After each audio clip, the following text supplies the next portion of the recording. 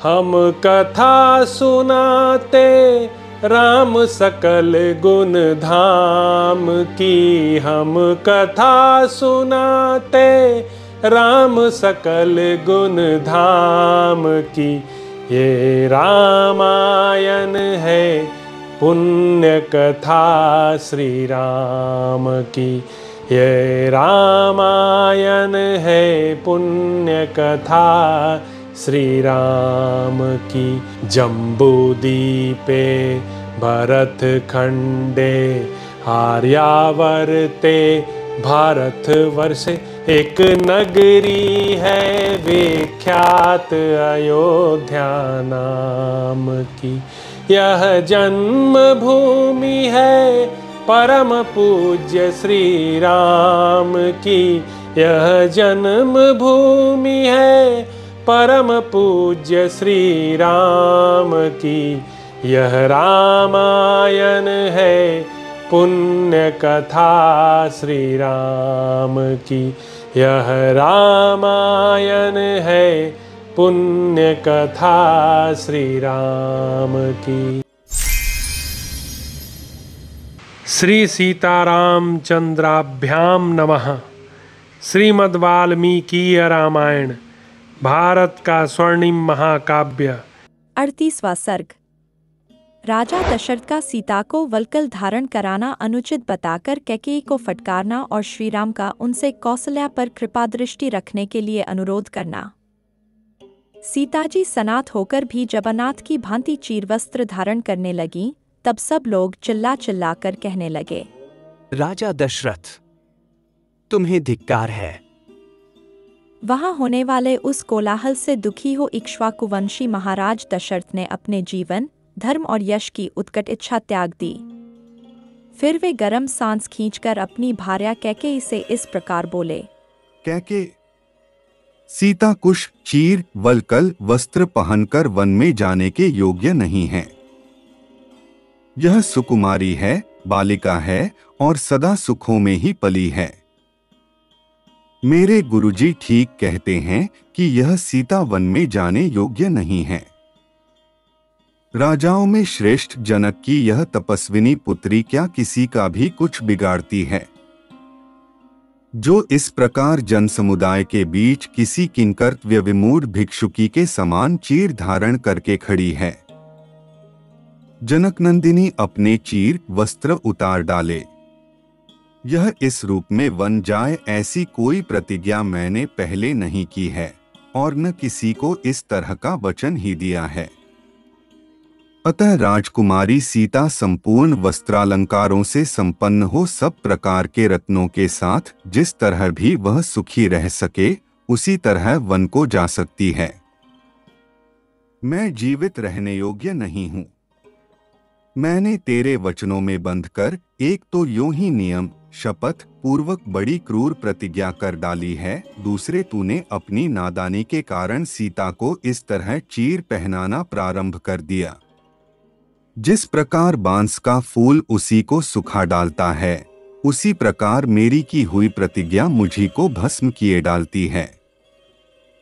नीच पापिनी, यदि श्री राम ने तेरा कोई अपराध किया है तो उन्हें तो तू वनवास दे ही चुकी। विदेहनंदिनी सीता ने ऐसा दंड पाने योग्य तेरा कौन सा अपकार कर डाला है? जिसके नेत्र हरिणी के नेत्रों के समान खिले हुए हैं, जिसका स्वभाव अत्यंत कोमल एवं मधुर है, वह मनस्विनी जनकनंदिनी तेरा कौन सा अपराध कर रही है? पापिनी, तूने श्री राम को वनवास देकर ही पूरा पाप कमा लिया है। अब सीता को भी वन में भेजने और वल्कल पहनाने आदि का अत्यंत दुखद कार्य करके फिर तू इतने पातक किस लिए बटोर रही है? देवी, श्री राम जब अभिषेक के लिए यहाँ आए थे, उस समय तूने उनसे जो कुछ कहा था उसे सुनकर मैंने उतने के लिए ही प्रतिज्ञा की थी। उसका उल्लंघन करके जो तू मिथिलेश कुमारी जानकी को भी वल्कल वस्त्र पहने देखना चाहती है, इससे जान पड़ता है तुझे नरक में ही जाने की इच्छा हो रही है। राजा दशरथ सिर नीचा किए बैठे हुए जब इस प्रकार कह रहे थे, उस समय वन की ओर जाते हुए श्रीराम ने पिता से इस प्रकार कहा। धर्मात्मन, ये मेरी यशस्विनी माता कौसल्या अब वृद्ध हो चली हैं। इनका स्वभाव बहुत ही उच्च और उदार है। देव, यह कभी आपकी निंदा नहीं करती हैं। इन्होंने पहले कभी ऐसा भारी संकट नहीं देखा होगा। वरदायक नरेश, ये मेरे न रहने से शोक के समुद्र में डूब जाएंगी।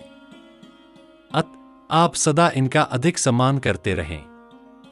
आप पूज्यतम पति से सम्मानित हो, जिस प्रकार यह पुत्र शोक का अनुभव न कर सकें और मेरा चिंतन करती हुई भी आपके आश्रय में ही ये मेरी तपस्विनी माता जीवन धारण करें, ऐसा प्रयत्न आपको करना चाहिए। इंद्र के समान तेजस्वी महाराज, ये निरंतर अपने बिछुड़े हुए बेटे को देखने के लिए उत्सुक रहेंगी।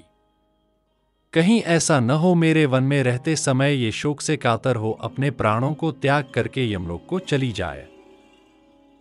आप मेरी माता को सदा ऐसी ही परिस्थिति में रखें जिससे उक्त आशंका के लिए अवकाश न रह जाए। 39वां सर्ग। राजा दशरथ का विलाप। उनकी आज्ञा से सुमंत्र का राम के लिए रथ जोत कर लाना, कोषाध्यक्ष का सीता को बहुमूल्य वस्त्र और आभूषण देना, कौसल्या का सीता को पति सेवा का उपदेश, सीता के द्वारा उसकी स्वीकृति तथा श्रीराम का अपनी माता से पिता के प्रति दोष दृष्टि न रखने का अनुरोध करके अन्य माताओं से भी विदा मांगना। श्रीराम की बात सुनकर और उन्हें मुनिवेश धारण किए देख स्त्रियों सहित राजा दशरथ शोक से अचेत हो गए। दुख से संतप्त होने के कारण वे श्रीराम की ओर भर आंख देख भी न सके और देखकर भी मन में दुख होने के कारण उन्हें कुछ उत्तर न दे सके। 2 घड़ी तक अचेत सा रहने के बाद जब उन्हें होश हुआ, तब वे महाबाहु नरेश श्रीराम का ही चिंतन करते हुए दुखी होकर विलाप करने लगे। मालूम होता है मैंने पूर्व जन्म में अवश्य ही बहुत सी गौओं का उनके बछड़ों से बिछो कराया है अथवा अनेक प्राणियों की हिंसा की है। इसी से आज मेरे ऊपर यह संकट आ पड़ा है। समय पूरा हुए बिना किसी के शरीर से प्राण नहीं निकलते, तभी तो कैकेयी के द्वारा इतना क्लेश पाने पर भी मेरी मृत्यु नहीं हो रही है। ओह, अपने अग्नि के समान तेजस्वी पुत्र को महीन वस्त्र त्याग कर तपस्वियों के से वल्कल वस्त्र धारण किए सामने खड़ा देख रहा हूँ, फिर भी मेरे प्राण नहीं निकलते हैं। इस वरदान रूप शठता का आश्रय लेकर अपने स्वार्थ साधन के प्रयत्न में लगी हुई एकमात्र कैकेयी के कारण ये सब लोग महान कष्ट में पड़ गए हैं। ऐसी बात कहते कहते राजा के नेत्रों में आंसू भर आए। उनकी इंद्रियां शिथिल हो गईं और वे एक ही बार हे राम कहकर मूर्छित हो गए। आगे कुछ न बोल सके। 2 घड़ी बाद होश में आते ही वे महाराज आंसुभरे नेत्रों से देखते हुए सुमंत्र से इस प्रकार बोले। तुम सवारी के योग्य एक रथ को उसमें उत्तम घोड़े जोतकर यहाँ ले आओ और इन महाभाग श्री राम को उस पर बिठाकर इस जनपद से बाहर तक पहुँचाओ। अपने श्रेष्ठ वीर पुत्र को स्वयं माता पिता ही जब घर से निकालकर वन में भेज रहे हैं, तब ऐसा मालूम होता है कि शास्त्र में गुणवान पुरुषों के गुणों का यही फल बताया जाता है। राजा की आज्ञा शिरोधार्य करके शीघ्रगामी सुमंत्र गए और उत्तम घोड़ों से सुशोभित रथ जोत कर ले आए। फिर सूत सुमंत्र ने हाथ जोड़कर कहा, महाराज, राजकुमार श्री राम के लिए उत्तम घोड़ों से ता हुआ सुवर्ण भूषित रथ तैयार है। तब देश और काल को समझने वाले, सब ओर से शुद्ध, इहलोक और परलोक से उऋण राजा दशरथ ने तुरंत ही धन संग्रह के व्यापार में नियुक्त कोषाध्यक्ष को बुलाकर यह निश्चित बात कही। तुम विदेह कुमारी सीता के पहनने योग्य बहुमूल्य वस्त्र और महान आभूषण जो 14 वर्षों के लिए पर्याप्त हों, गिनकर शीघ्र ले आओ। महाराज के ऐसा कहने पर कोषाध्यक्ष ने खजाने में जा वहां से सब चीजें लाकर शीघ्र ही सीता को समर्पित कर दी।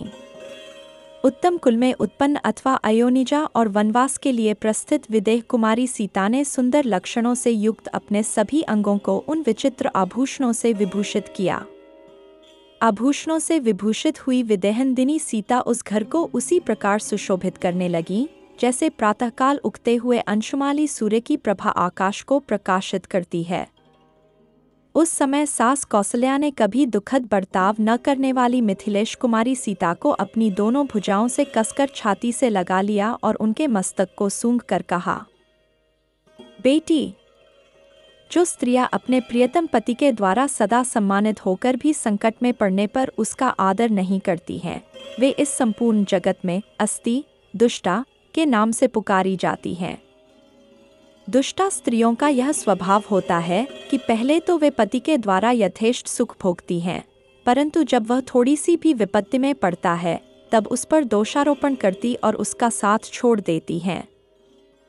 जो झूठ बोलने वाली, विकृत चेष्टा करने वाली, दुष्ट पुरुषों से संसर्ग रखने वाली, पति के प्रति सदा हृदयहीनता का परिचय देने वाली, उल्टा पाप के ही मंसूबे बांधने वाली और छोटी सी बात के लिए भी क्षण मात्र में पति की ओर से विरक्त हो जाने वाली हैं, वे सब की सब अस्ति या दुष्टा कही गई हैं।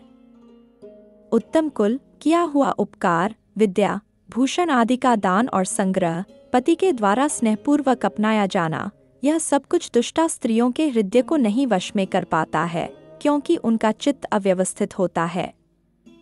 इसके विपरीत जो सत्य, सदाचार, शास्त्रों की आज्ञा और कुलोचित मर्यादाओं में स्थित रहती हैं, उन साध्वी स्त्रियों के लिए एकमात्र पति ही परम पवित्र एवं सर्वश्रेष्ठ देवता है। इसलिए तुम मेरे पुत्र श्रीराम का, जिन्हें वनवास की आज्ञा मिली है, कभी अनादर न करना। ये निर्धन हो या धनी, तुम्हारे लिए देवता के तुल्य हैं। सास के धर्म और अर्थयुक्त वचनों का तात्पर्य भली भांति समझकर उनके सामने खड़ी हुई सीता ने हाथ जोड़कर उनसे इस प्रकार कहा, आर्य, आप मेरे लिए जो कुछ उपदेश दे रही हैं, मैं उसका पूर्ण रूप से पालन करूंगी। स्वामी के साथ कैसा बर्ताव करना चाहिए, यह मुझे भली भांति विदित है, क्योंकि इस विषय को मैंने पहले से ही सुन रखा है। पूजनीय माता जी, आपको मुझे अस्ति स्त्रियों के समान नहीं मानना चाहिए, क्योंकि जैसे प्रभा चंद्रमा से दूर नहीं हो सकती, उसी प्रकार मैं पतिव्रत धर्म से विचलित नहीं हो सकती। जैसे बिना तार की वीणा नहीं बज सकती और बिना पहिए का रथ नहीं चल सकता है, उसी प्रकार नारी 100 बेटों की माता होने पर भी बिना पति के सुखी नहीं हो सकती। पिता, भ्राता और पुत्र ये परिमित सुख प्रदान करते हैं, परंतु पति अपरिमित सुख का दाता है। उसकी सेवा से इहलोक और परलोक दोनों में कल्याण होता है। अतः ऐसी कौन स्त्री है जो अपने पति का सत्कार नहीं करेगी। आर्य, मैंने श्रेष्ठ स्त्रियों, माता आदि के मुख से नारी के सामान्य और विशेष धर्मों का श्रवण किया है। इस प्रकार पातिव्रत्य का महत्व जानकर भी मैं पति का क्यों अपमान करूंगी। मैं जानती हूं कि पति ही स्त्री का देवता है। सीता का यह मनोहर वचन सुनकर शुद्ध अंतःकरण वाली देवी कौसल्या के नेत्रों से सहसा दुख और हर्ष के आंसू बहने लगे। तब परम धर्मात्मा श्रीराम ने माताओं के बीच में अत्यंत सम्मानित होकर खड़ी हुई माता कौसल्या की ओर देख हाथ जोड़कर कहा, माँ, इन्हीं के कारण मेरे पुत्र का वनवास हुआ है। ऐसा समझकर तुम मेरे पिताजी की ओर दुखित होकर न देखना, वनवास की अवधि भी शीघ्र ही समाप्त हो जाएगी। ये 14 वर्ष तो तुम्हारे सोते सोते निकल जाएंगे। फिर एक दिन देखोगी कि मैं अपने सुहृदों से घिरा हुआ सीता और लक्ष्मण के साथ संपूर्ण रूप से यहां आ पहुंचा हूं। माता से इस प्रकार अपना निश्चित अभिप्राय बताकर दशरथ नंदन श्रीराम ने अपनी अन्य 350 माताओं की ओर दृष्टिपात किया और उनको भी कौसल्या की ही भांति शोकाकुल पाया। तब उन्होंने हाथ जोड़कर उन सब से यह धर्मयुक्त बात कही, माताओं, सदा एक साथ रहने के कारण मैंने जो कुछ कठोर वचन कह दिए हों अथवा अनजान में भी मुझसे जो अपराध बन गए हों, उनके लिए आप मुझे क्षमा कर दें। मैं आप सब माताओं से विदा मांगता हूं। राजा दशरथ की उन सभी स्त्रियों ने श्री रघुनाथ जी का यह समाधानकारी धर्मयुक्त वचन सुना। सुनकर उन सबका चित्त शोक से व्याकुल हो गया। श्री राम के ऐसी बात कहते समय महाराज दशरथ की रानियां कुर्रियों के समान विलाप करने लगी। उनका वह आर्तनाद उस राजभवन में सब ओर गूंज उठा। राजा दशरथ का जो भवन पहले मुरज, पणव और मेघ आदि वाद्यों के गंभीर घोष से गूंजता रहता था, वही विलाप और रोदन से व्याप्त हो संकट में पड़कर अत्यंत दुखमय प्रतीत होने लगा। इस प्रकार श्री वाल्मीकि निर्मित आशुरामायण आदि काव्य के अयोध्याकांड में 39वां स पूरा हुआ।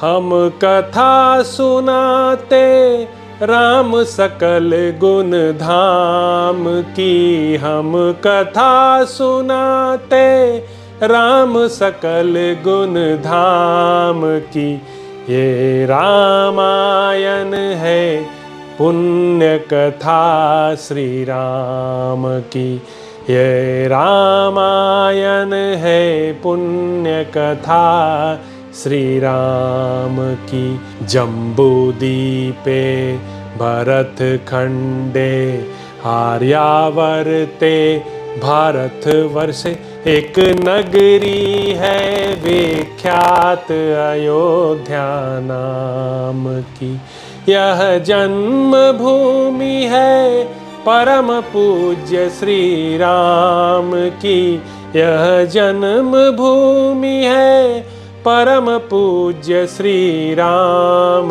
की, यह रामायण है पुण्य कथा श्री राम की, यह रामायण है पुण्य कथा श्री राम की।